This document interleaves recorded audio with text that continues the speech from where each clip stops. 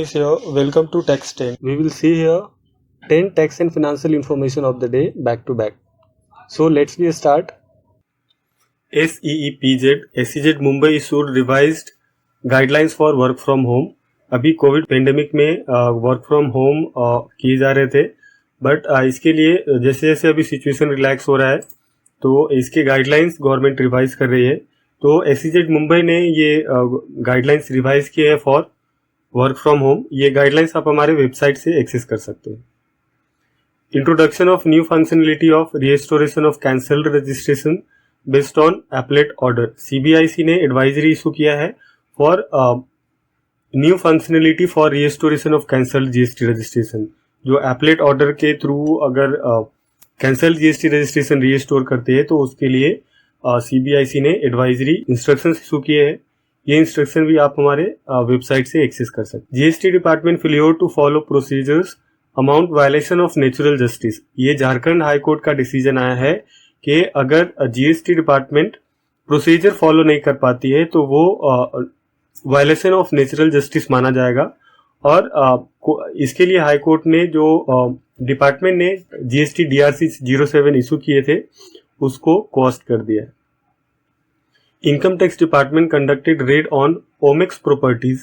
Omaxe properties पे income tax का raid चल रहा है, जिसमें अभी तक इनकम टैक्स डिपार्टमेंट ने अनकाउंटेड कैश 25 करोड़ का सीज किया है.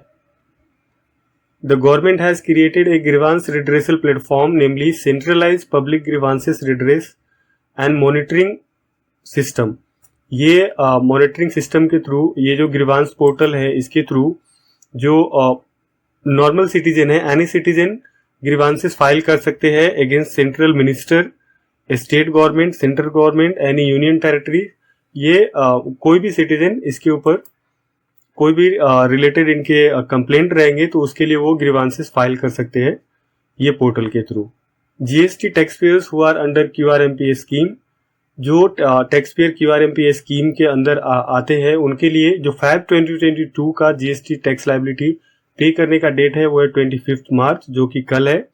और कल तक उनको अगर लायबिलिटी आती है फैब मंथ में तो उसको पीएमटी 6 के थ्रू पे करना है. अगर वो लेट होएगा तो फिर उसके ऊपर इंटरेस्ट अट्रैक्ट होएगा for the late payment. Delhi high court on 24 March dismissed the bail application by NAC former group operating officer Anand Subramanian in co-location scam case. जो NAC का स्कैम केसेस चल रहे हैं जिसमें चित्रा रामा कृष्णा को भी अरेस्ट किया है और सीबीआई ने, और ये आनंद सुब्रमण्यन को भी अरेस्ट किया हुआ है. तो ये केसेस में इन्होंने बेल एप्लीकेशन फाइल किया था दिल्ली कोर्ट में, बट दिल्ली कोर्ट ने उनका बेल एप्लीकेशन रिजेक्ट कर दिया है. Nepal adopts India's UPI for digital transactions. Nepal ने डिजिटल ट्रांजैक्शन के लिए यूपीआई सिस्टम एडॉप्ट किया है जो कि यूपीआई इंडिया में डेवलप किए गए हैं. अर्लियर दिस ईयर जो भूटान है, भूटान ने भी भीम यूपीआई एडॉप्ट किया था फॉर द डिजिटल ट्रांजैक्शन जो कि इंडिया में डेवलप किया हुआ है. CBDT issued tax refund worth of 1,93,720 crore to 2.26 crore tax payers. 2.26 crore tax payers को सीबीडीटी ने 1,93,720 करोड़ का रिफंड इशू किया है, और ये रिफंड है from April 21 to 28 March 2022. Maharashtra financial firm director held for duping over 100 investor for 18 crore. Maharashtra में कल्याण में एक कंपनी थी जिसमें एक फेक फाइनेंशियल फॉर्म बनाए गए थे. ये जो डायरेक्टर थे, इसके जो डायरेक्टर है ये फाइनेंशियल फॉर्म के, वो है सुनील सारोदे और उनकी वाइफ. ये दोनों मिलके ये फाइनेंशियल फॉर्म चलाती थी जिसमें वो इन्वेस्टर को बोलते थे कि उनको अच्छे रिटर्न देंगे और उससे पैसे लेते थे जो भी इन्वेस्टर है उनसे. बट ना तो उन्होंने इन्वेस्टर को रिटर्न दिया और ना ही उनको जो इन्वेस्टमेंट का अमाउंट था वो रिटर्न किया. तो इसके लिए जो इन्वेस्टर है उन्होंने केस फाइल किया था, कंप्लेन किया था पुलिस स्टेशन में. तो इसके बेसिस पे, ये कंप्लेंट के बेसिस पे पुलिस ने इनके जो विमेन डायरेक्टर है उनको अरेस्ट किया है अभी, और जो दूसरे डायरेक्टर है उनको अभी अरेस्ट करने वाले हैं. So thank you for your time. Share this video, subscribe my channel. Manish here. Welcome to Tax 10. We will see here 10 tax and financial information of the day back to back. So let's start. GST provisional attachment order not valid after expiry of 1 year. Delhi high court ने ये decision दिया है कि जो GST के अंदर property का provisional attachment होता है वो 1 साल के बाद एक्सपायर हो जाएगी। Finance bill is scheduled to be taken up in lower house for discussion and consideration on Thursday को ये लोअर हाउस में रखा गया था फाइनेंस बिल 2022 पास करने के लिए, और ये फ्राइडे को आज फाइनेंस बिल 2022 पास भी हो गया है। Income tax department conducted search and seizure in Maharashtra on popular chain of educational institute. ये सर्च एंड सीजर ऑपरेशन जो इनकम टैक्स डिपार्टमेंट कर रही है वो पॉपुलर एजुकेशनल इंस्टीट्यूट पर कर रही है जो multiple school and colleges run करते हैं ऑल ओवर द इंडिया, और मोर देन 25 प्रीमाइसेस पे ये सर्च एंड सीजर ऑपरेशंस चल रहे हैं इन महाराष्ट्र, कर्नाटका एंड तमिलनाडु। इसमें अभी तक अनकाउंटेड कैश 27 लाख का सीज किया है आईटी डिपार्टमेंट ने, और 3.9 करोड़ का ज्वेलरी भी डिपार्टमेंट ने अभी तक सीज किया है। Further search operation ongoing. Property developer Supertech Limited on Friday went into insolvency after the NCLT admitted a petition filed by the Union Bank of India for non-payment of dues. Union bank of India का payment default किया था ये Supertech limited. तो ये cases में union bank ने NCLT के पास insolvency case file किया था, तो एनसीएलटी ने उनका केस एडमिट कर लिया है, और जो ये प्रॉपर्टी डीलर है सुपरटेक लिमिटेड उसको इंसॉल्वेंट डिक्लेयर किया है, और ये दिल्ली बेंच एनसीएलटी का डिसीजन है। दिल्ली बेंच ऑफ एनसीएलटी ने इंसॉल्वेंट डिक्लेयर किया है। SEC can not legally collect TCS from the buyer who furnishes section 206C1A declaration. अगर बायर डिक्लेरेशन सबमिट करता है टू द सेलर कि उनका जो टीसीएस है वो डिडक्टेबल नहीं है, तो वो केसेस में जो सप्लायर है वो टीडीएस डिडक्ट नहीं करेगा। ये गुजरात हाईकोर्ट का डिसीजन है।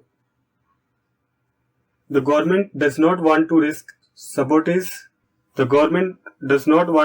Supporting the LIC IPO in such volatile market and has pushed it out into early FY23. अभी due to the volatile market और due to the pandemic and जो रशिया एंड यूक्रेन वॉर चल रहा है, इसकी वजह से जो मार्केट है वो बहुत वॉलेटाइल है अभी। तो इसके लिए जो गवर्नमेंट है वो LIC की जो IPO लाने वाली थी वो एक्सटेंड कर दिया है। गवर्नमेंट प्लान कर रही थी कि जो IPO है वो जो पहले रेड हेरिंग प्रोस्पेक्टस फाइल किया था गवर्नमेंट ने, उसके बेसिस पे ही वो मई में IPO लाएंगे सब्सक्रिप्शन के लिए, बट अभी गवर्नमेंट ने इसको नेक्स्ट ईयर एक्सटेंड कर दिया है। तो ये अर्ली फाइनेंशियल ईयर 23 में इसका IPO आ सकते हैं, और उसके लिए government fresh red herring prospectus file करेगी सेबी के पास। Future Enterprises Limited on Thursday said it has defaulted on payment of 93.99 crore to the PNB and Canara Bank under the one time restructuring plan. Future Enterprise ने loan का default किया है, और वो भी loan one time restructured loan plan था जो कि उनको पेमेंट करना था ऑन 23 मार्च, बट वो लोन को डिफॉल्ट किया है future enterprise limited. Vikram solar file IPO paper with the SEBI. Vikram paper IPO ला रही है जो जिसके लिए उन्होंने रेड हेरिंग प्रोस्पेक्टस सेबी के पास फाइल किया है। ये 1500 करोड़ का IPO ला रही है और 50 लाख OFS के थ्रू ला रही है कंपनी। Chemical manufacturer Gujarat Polysol chemical file for the IPO। Gujarat Polysol chemical ने IPO के लिए एप्लीकेशन फाइल किया है सेबी में, और ये 87 करोड़ का IPO और 327 करोड़ का FPO लाएगी। टोटल 14 करोड़ फंड रेज करेगी through this public issue. The enforcement director on Friday said it has attached asset of 11.35 crore of Shiv Sena MLA Pratap Sarnaik money laundering case linked to the National Spot Exchange Limited.